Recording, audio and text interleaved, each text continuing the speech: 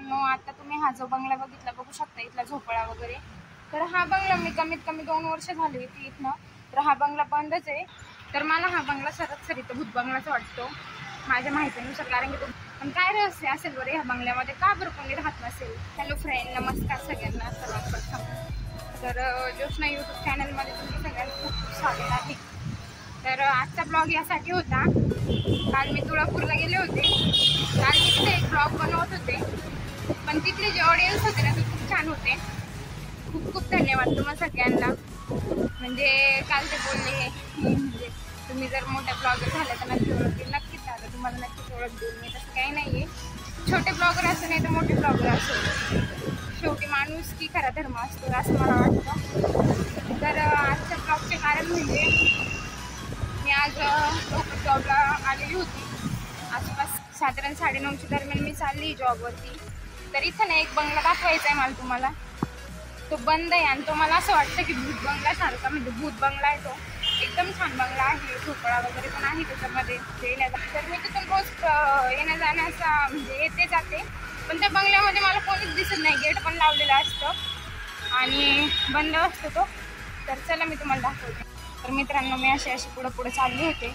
तर मी ज्या बंगल्याविषयी तुम्हाला सांगत होते तो हा बंगला आहे बघा. इथं तुम्हाला गेट दिसू शकतं आणि इथं बघा असं झाडं वगैरे लावलेले आहे.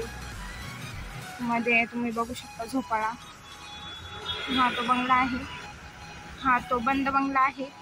ज्याच्याविषयी मला असं वाटलं तुम्हाला खूप दिवसापासून सांगावं. तर हा तर सपोज दुसराच आहे. इथं सपोज गाड्या लावलेल्या आहे, पण हा जो बंगला आहे ना मित्रांनो, इथं बघा झोपाळा देखील आहे, झाड देखील आहे आणि गेट देखील आहे आणि गेटला कुलूप आहे. तर चला मी तुम्हाला समोरच्या साईडने दाखवते. असा तो बंगला आहे मित्रांनो. तर बघू शकता शेवग्याचं झाड सुद्धा आहे इथं आणि इथं बघू शकता तुम्ही समोरून झोपाळा. तर ह्या बंगल्याचा मला खूप दिवसांनी ब्लॉग टाकायचाच होता. बघू शकता समोरून पण तो बंगला.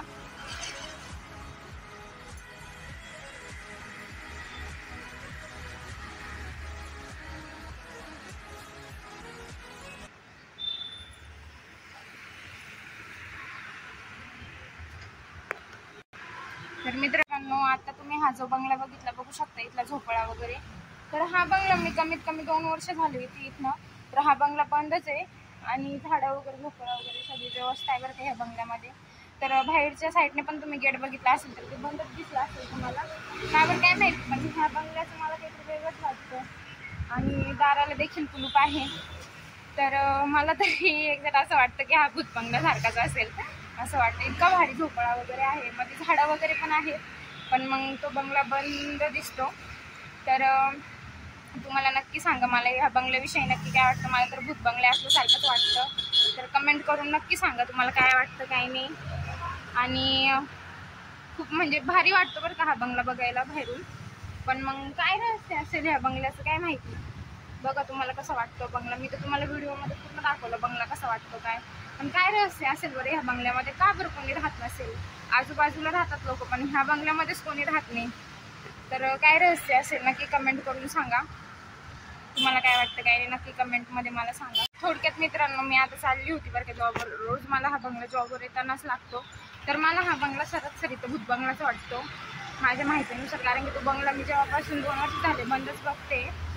मला नाही वाटत त्याची फॅमिली वगैरे कुठं लांब वगैरे गेली असेल किंवा कुठं राहायला गेली असेल. पण तो बंगला ना मला असं वेगळा बघितलं तसं काहीतरी वेगळाच वाटतो.